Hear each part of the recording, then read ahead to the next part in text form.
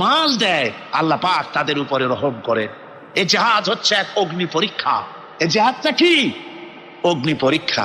এমনি এমনি বেহেশতে যাওয়া যাবে না ভাই। আল্লাহ রাব্বুল আলামিন কোরআনে কারীমের মধ্যে বলেছেন, আহাসিবান নাসু আইয়ুতরাকু আইয়াকুলু আমান্না ওয়া হুম লা ইফতানুন। লোকেরা কি ভেবেছে নাকি যে ঈমান এনেছি এই কথাটা বললেই আমি বেহেশত দিয়ে দিব, মুমিন বলে সার্টিফাই করব? না, যখনই তারা বলবে আমি মুমিন, আমি তখন তাকে অবশ্যই পরীক্ষা করব। এই পরীক্ষায় তাকে পাশ করতে হবে। কোরআনে কারীমে আল্লাহ রাব্বুল আলামিন অনেক জায়গায় কথাগুলি বলেছেন, এমনি এমনি ছেড়ে দেওয়া হবে না। আমি অতীতের লোকদেরকেও পরীক্ষা করেছি, তোমাদেরকেও পরীক্ষা করব। পরীক্ষা না দিয়ে কেউ তোমরা বেহেশতে যেতে পারবে না। এই জমিনে তোমাদের আগুনের পরীক্ষা দিতে হবে। পয়গম্বরেরা কষ্ট করেছেন, সাহাবায়ে কিরাম কষ্ট করেছেন। আল্লাহ রাব্বুল আলামিন তিনি বলছেন, আম হাসিবতুম আন তাদখুলুল জান্নাতা ওয়া লাম্মা ইয়াতিকুম মাসালুল লাযীনা খালাউ মিন ক্বাবলিকুম মাসাতহুমুল বাসাউ ওয়াদ-দাররাউ ওয়া যুলজিলু হাত্তা ইয়াকুলার রাসূলু ওয়াল্লাযীনা মা'হু মাতা নাসরুল্লাহ আলা ইন্না নাসরাল্লাহি করিব। আল্লাহ রাব্বুল আলামিন বলেন, তোমরা কি মনে করেছো যে তোমরা বেহেশতে প্রবেশ করবে, অথচ তোমাদের পূর্বে যারা এই পৃথিবীতে এসেছিল তাদেরকে আমি যেমন পরীক্ষা করেছি ওরকম পরীক্ষা এখনো তোমাদের উপরে আসে নাই, ওরকম বিপদও আসে নাই, মুসিবতও আসে নাই। এমন বিপদ এসেছিল নবীদের উপরে, সাহাবায়ে কিরামদের উপরে, যে বিপদে মানুষ জর্জরিত হয়ে গিয়ে নবী এবং তার সাথী সঙ্গীরা এ কথা তারা মুখ থেকে বেরিয়ে গেছে, মাতা নাসরুল্লাহ, আয় আল্লাহ তোমার মদদ কখন আসবে, তোমার মদদ কখন আসবে? মার খেতে খেতে তো শেষ হয়ে গেলাম। এইভাবে যখন মার আসে চতুর্দিক থেকে আর মুমিনেরা ময়দানে পা জমায়ে টিকে থাকে দিন প্রতিষ্ঠার জন্য, আল্লাহ তখন খুশি হয়ে এক সময় ঘোষণা করে দিবেন, আলা ইন্না নাসরাল্লাহি করিব, আর দেরি নাই, আমার মদদ আমার সাহায্য তোমাদের জন্য অবধারিত। সুবহানাল্লাহ। আমার ভাইরা, বিষয়টা সহজ নয়। শুধু দুইটা সেজদা দিয়া, শুধু তাহাজ্জুদের কিছু নামাজ পড়িয়া আল্লাহর জান্নাতে যাওয়া এত সহজ নয়। রাস্তা খুব কঠিন, রাস্তা খুব। ये शहादत गाहे उल्फत में कदम रखना, ये शहादत गाहे उल्फत में कदम रखना, लोग समझते हैं आसान है मुसलमान होना। এটা হলো শাহাদাতের উত্তপ্ত ময়দানে পা রাখা। লোকেরা মনে করে ইসলাম গ্রহণ করা, মুসলমান হওয়া বুঝি বড় সহজ ব্যাপার। এত সহজ না। আমরা হানফি মাসলাকের লোক, ইমাম আবু হানিফার মাসলাক অনুযায়ী চলি। আমরা মনে করি বেহেশতে এমনি যাব, কিন্তু আমাদের ইমাম সাহেব কি করছেন ওই ইতিহাস আমাদের জানা নেই। হাজার মহব্বতে অস্থির। রজব মাস আসলে পরে বড় বড় ডেক্সি চড়ায়, সেই ডেক্সির উপরে লাল শালু বিছায়, তারপরে টাকা পয়সা রোজগার বহুত করে। আসলে তো খাজা না, আসলে হচ্ছে ইয়া খাজা কুস্তু আজা, পেট তো ভার যা। পেট ধরার জন্য পয়সা করে ইনকাম করা। হাজার লা ইলাহা ইল্লাল্লাহ এই চিশতিয়া তরিকার জিকির গ্রহণ করা হয়েছে, কিন্তু চিশতিয়া তরিকা যে আরেকটা আছে, তারাগার পর্বতে পৃথিবীরাজের সঙ্গে লড়াই করা, সেইটার কাছে নেই আমরা, সেটা না। ইমাম আবু হানিফা শুধু মস্তাই বলেন নাই, দিন প্রতিষ্ঠার জন্য রক্ত দিয়েছে, ঠিক কিনা? 8 বছর, 8টি বছর পর্যন্ত কারারুদ্ধ ছিলেন। তাকে জিজ্ঞেস করা হয়েছে, ইমাম সাহেব জেলের মধ্যে তো আছেন, কষ্ট হয়? ইমাম সাহেব বলেছেন, না কষ্ট হয় না, তবে মাঝে মাঝে একটু কষ্ট হয় মনে। 2-4 মাস পর পর আমার বুড়ি মাকে এনে হাজির করা হয় জেলখানার মধ্যে, আর আমার মায়ের সামনে আমাকে পেটানো হয়, যেন মা আমাকে বলে যে এদের সাথে একমত হয়ে যা, সেই জন্য পেটানো হয়। আমার মা আমার মায়ের দেখে আর মায়ের চোখ থেকে পানি পড়তে থাকে, তখন আমার মনে বড় কষ্ট লাগে। তবে আলহামদুলিল্লাহ মা আমার এমন, আমার মার দেখেন আর হজম করেন, আর আমাকে বলেন খবরদার এক চুলো সিদ্ধান্ত থেকে নড়বা না।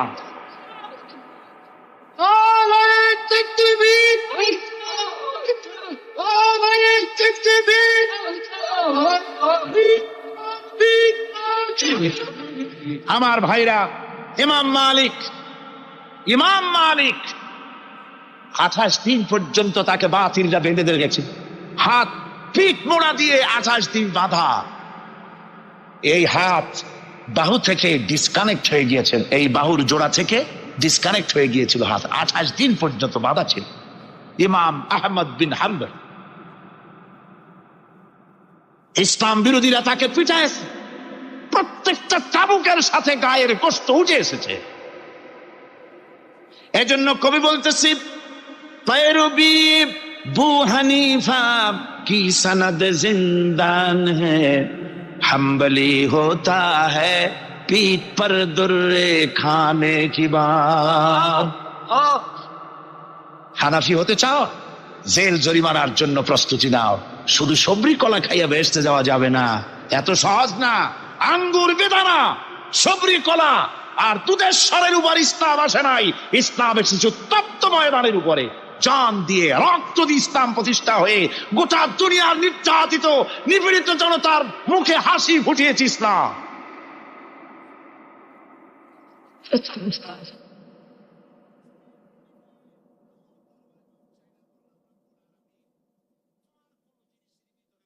আমার ভাইয়েরা, এই জিহাদ যখন শুরু হয়ে যাবে, মুসলমানেরা যখন আল্লাহর দায় বিধান কায়েমের জন্য যখন লড়াইয়ের ময়দানে যখন ঝাঁপায়া পড়বে, সে ময়দানে যদি তাদের অস্ত্র কম থাকে, জনসংখ্যা কম থাকে, আল্লাহ রাব্বুল আলামিন ওয়াদা করেছেন, ওয়া কানা হাক্কান আলাইনা নাসরুল মুমিনিন।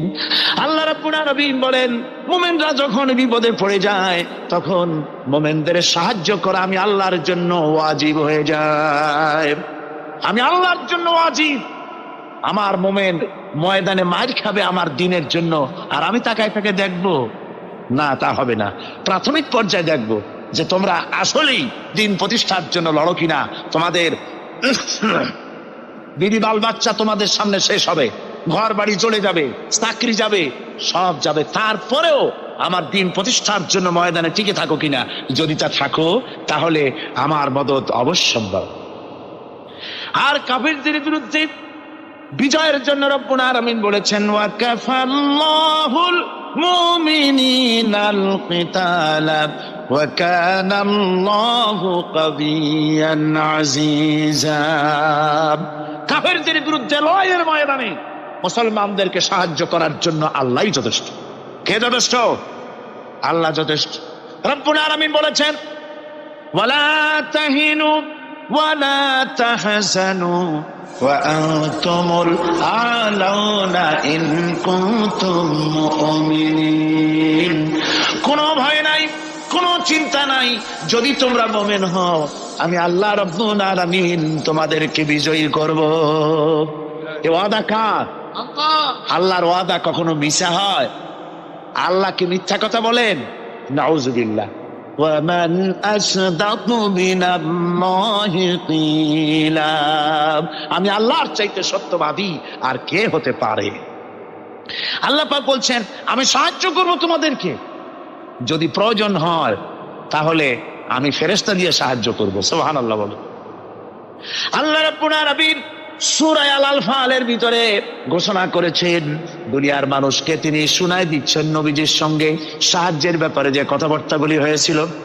ইয তাস্তাগীসুনা রাব্বাকুম ফাস্তাজাবা লাকুম আন্নী মুমিদ্দুকুম বিআলফিম মিনাল মালাইকাতি মুরদিফিন। স্মরণ করো সেই সময়ের কথা, যখন তোমরা আমার কাছে কাকুতি বিনীত করে সাহায্য কামনা করতেছিলে। যে আমাদেরকে 1000 ফেরেশতা দিয়ে সাহায্য করা হোক। আল্লাহ পাক বলেন, আমি ফেরেশতা দিয়ে তোমাদেরকে ময়দানে সাহায্য করেছি, জিহাদের ময়দানে। সুবহানাল্লাহ। আল্লাহ রাব্বুল আলামিন বলেন, তোমরা যখন সাহায্য প্রার্থনা করেছিলে আমি সাহায্য তোমাদের দিয়েছি। স্মরণ করো সেই সময়ের কথা যখন তোমাদের নবী তোমাদেরকে বলেছিল, ইয তাকুলু লিল মুমিনিনা আলাইয়াকফিয়াকুম আইয়ুমিদ্দাকুম রাব্বুকুম বিসালাসাতিন আলাফিম মিনাল মালাইকাতি মুনজিলিন। আল্লাহ রাব্বুল আলামিন বলেন, আমি এইভাবে করে যখন তোমাদের নবী তোমাদেরকে বলেছিল যে তোমাদের জন্য এটা কি যথেষ্ট নয় যে আল্লাহ পাক তোমাদের জন্য 3000 দিয়ে ফেরেশতা নাজিল করবেন, হ্যাঁ আমি তখন 3000 ফেরেশতা নয় বরং 5000 ফেরেশতা দিয়ে তোমাদেরকে সাহায্য করার ওয়াদা করেছি। 3000 নয়, 5000 চিহ্নযুক্ত ফেরেশতা নাজিল করে দিয়ে তোমাদের সাহায্য করব বলে আমি ওয়াদা করেছি। আজও সেই মদদ আল্লাহর পক্ষ থেকে আমাদের জন্য ওই মদদ আজও আসতে পারে। কবি বলছেন, ফেজায়ে বদরে পয়দা কুন ফিরিস্তে তেরি নুসরত কো উতর সকতে গর্দু সে কতর অন্দর কতর আবি। বদরের মুসলমানদের মতো যদি ঈমান তোমাদের আসে তাহলে আজও আকাশ থেকে কাতারে কাতারে ফেরেশতা আমি আল্লাহ অবতীর্ণ করে দিতে পারি। সুবহানাল্লাহ ওয়া বিহামদিহি। আমার ভাইরা, হযরতে সাদ বিন আবি ওয়াক্কাস রাদিয়াল্লাহু তাআলা আনহু, তিনি কাদিসিয়ার যুদ্ধের পর যখন পারস্য দখলের জন্য চললেন, বহরাস নগর অবরোধ করলেন, সামনে পড়ল নদী। এই নদী পাড়ি দিবেন, সাথে তার হাজার হাজার সৈন্য, এই সৈন্য নিয়ে নদী পাড়ি দিবেন।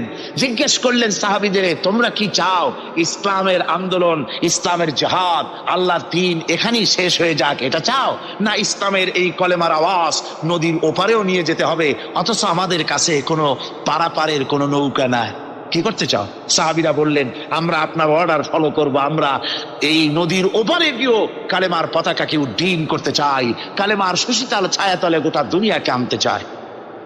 হযরতে সাদ তখন বললেন, তাহলে তোমরা সবাই আমার পেছনে পেছনে এই দরিয়ার ভিতরে ঝাঁপিয়ে পড়ো, আর আমার সঙ্গে সবাই উচ্চারণ করো, নাস্তাঈনু বিল্লাহি ওয়া নাতাওয়াক্কালু আলাইহি হাসবুনাল্লাহু নি'মাল ওয়াকিল নি'মাল মাওলা ওয়া নি'মান নাসির।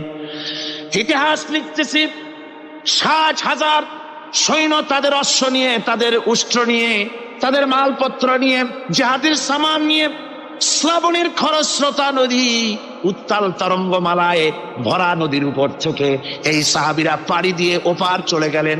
ওপার যাওয়ার পরে হযরতে সাদ বলছেন, তোমাদের কেউ কি হারায় গেছে নাকি? সবাই এদিক ওদিক তাকায়, খোঁজ করে বলল, মানুষ তো দূরের কথা, একটা উট আর ঘোড়াও একটাও হারায় যায় নাই। একজন বলল, আমার একটা পেয়ালা, যে পেয়ালা আমি পানি পান করতাম, সেই পেয়ালাটা তুফানে ছিটকে কোথায় চলে গেছে, ওইটা হারায় গেছে। হযরতে সাদ বলেন, মুজাহিদের কোন জিনিস দরিয়া নিতে পারে না, অবশ্যই তা ফেরত আসবে। এই কথা তিনি বলতেছিলেন, হঠাৎ করে দরিয়ার কিনারে একটা আওয়াজ হলো, দেখা গেল তুফানের ভিতরে সেই হারানো বাটিটা তাদের মধ্যে বেরিয়ে এসেছে। আল্লাহু আকবার! মুজাহিদদেরকে সাহায্য করেন স্বয়ং আল্লাহ রাব্বুল আলামিন। আফ্রিকার জঙ্গলের কাছে, ভিন্ন ইতিহাস, জঙ্গলের কাছেই মুসলমানদেরকে থাকতে দেওয়া হয়েছিল। মনে করা হয়েছিল জঙ্গলের সমস্ত হিংস্র প্রাণীরা এই মুসলমানদের শেষ করে দেবে, যুদ্ধ করা লাগবে না। হযরতে সাদ সে অবস্থা বুঝতে পারলেন, তিনি একটা মঞ্চ তৈরি করলেন। সেই মঞ্চের উপরে দাঁড়ায় জঙ্গলের প্রাণীদের দিকে লক্ষ্য করে তিনি নোটিশ জারি করে দিলেন, বললেন, ইয়া আইয়াতুহাল হাশারাতু ওয়াস-সিবাউ নাহনু আসহাবু রাসূলুল্লাহ সাল্লাল্লাহু আলাইহি ওয়াসাল্লাম।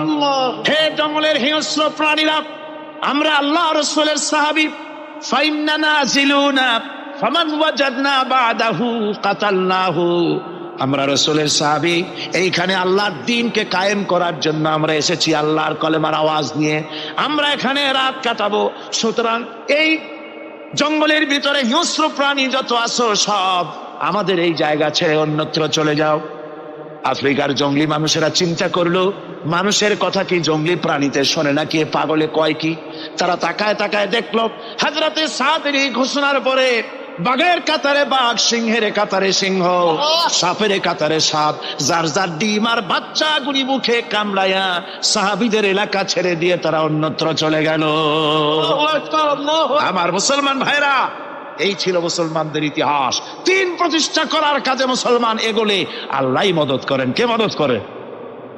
বিশ্বকবি, কবি সম্রাট আল্লামা ইকবাল রহমতুল্লাহ আলাইহি বলেছেন, दश्त दश्त है दरिया भी न छोड़े हमने, दश्त दश्त है दरिया भी न छोड़े हमने, बहर जुल्मत पे दौड़ा दिए घोड़े हमने। আমরা সেই মুসলমান, প্রান্তর তো প্রান্তর, আমরা দরিয়ার খরচ্ছতা উত্তাল তরঙ্গের উপর থেকে ঘোড়া দাবড়িয়ে আফ্রিকার ভূখণ্ডে কালেমার পতাকা আমরা উড্ডীন করেছি। আমরা সেই মুসলমান যে আমরা আল্লাহর দ্বীন প্রতিষ্ঠার জন্য এই জিহাদের কথা যে আল্লাহ বলছেন, এই জিহাদের জন্য আমরা জান মাল সব কিছুকে উৎসর্গ করতে চাই। আল্লাহ যেন কবুল করেন। সবাই বলেন আমিন। আল্লাহুম্মা আমিন। ربنا ظلمنا أنفسنا وإن لم تغفر لنا وترحمنا لنكونن من الخاسرين ربنا ظلمنا أنفسنا وإن لم تغفر لنا وترحمنا لنكونن من الخاسرين رب العالمين আমরা যারা হাত তুলেছি এর মধ্য থেকে মা বাপ যাদের দুনিয়া থেকে জনমের মতো বিদায় হয়ে গেল, আল্লাহ রব্বুল আলামিন আমাদের আব্বা আর আম্মা দুনিয়া থেকে যাদের জনমের মতো বিদায় হয়ে গেছে, কবরটাকে জান্নাতের টুকরা বানাইয়া দাও রব্বুল আলামিন। আমাদের মা বাপের কবরের মধ্যে বেহেশতের বাগান বানাইয়া দাও। রব্বির হামহুমা কামা রব্বায়ানি সগীরা, রব্বির হামহুমা কামা রব্বায়ানি সগীরা। সবাই পড়েন রব্বির হামহুমা কামা রব্বায়ানি সগীরা। আয় আল্লাহ, জনম দুঃখিনী মা, মায়ের কথা কি ভোলা যায়? একটা অক্ষর মা, আর সারা দুনিয়ার মধু ওই মাকে কেন্দ্র করে জড়াই আছে। আমাদের ওই মা যারা দুনিয়া থেকে বিদায় হয়ে গেছে, আল্লাহ কবরে বেহেশত বানাও।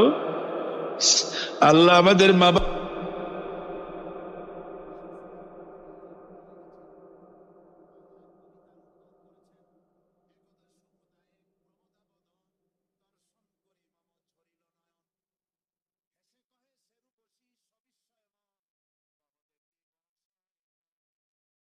এই বিশ্ব পরিস্থিতির একটি পরিসমাপ্তি ঘটে যাবে।